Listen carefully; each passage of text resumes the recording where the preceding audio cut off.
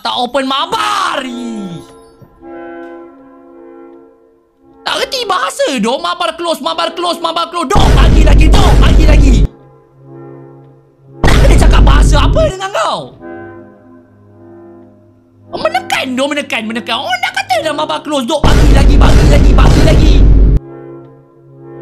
Serius lah 105 kalah. Ya. 105 kalah. Lepas tu kau nak buat apa? Ha? Kau nak buat apa tu?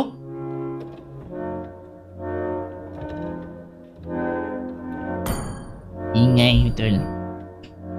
Sok siap tanya 100. Serius lah 105 kalah. Lepas tu nak buat apa tu? Banyak bunyi. Aku ni dah macam panggil anak-anak balik rumah doh. Sumpah doh. 10. Apong anak Argos. Kenapa Dupik viewer kau suka buat kau koyak muka sebab muka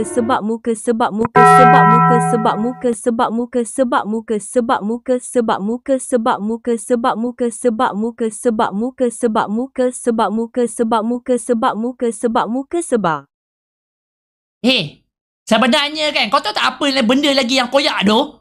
Nak tahu tak apa benda, Apong?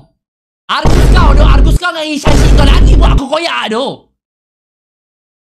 Argus kau dengan instansi kau lagi buat aku koyak daripada aku hadap viewer aku doh. 10 from Zakar Lebar. Pik naknya .KNP bontot hitam walau kena panas. Serius nak tahu ni? Tak tahu lah. Aku tak tahu doh. From Zakar Lebar. Pik naknya .KNP bontot hitam walau kena panas. Serius nak tahu ni? Tak sekarang ni ada ChatGPT tau. Apa kata soalan tu kau tuju dekat ChatGPT tu. Kau tengok ChatGPT tu jawab apa dekat kau tu. Silap-silap ChatGPT ni kau pun ni borak apa bingai. Kau faham tak? ChatGPT tu cakap dekat kau. Kau tanya soalan macam tu, ChatGPT akan cakap kau ni borak apa bingai.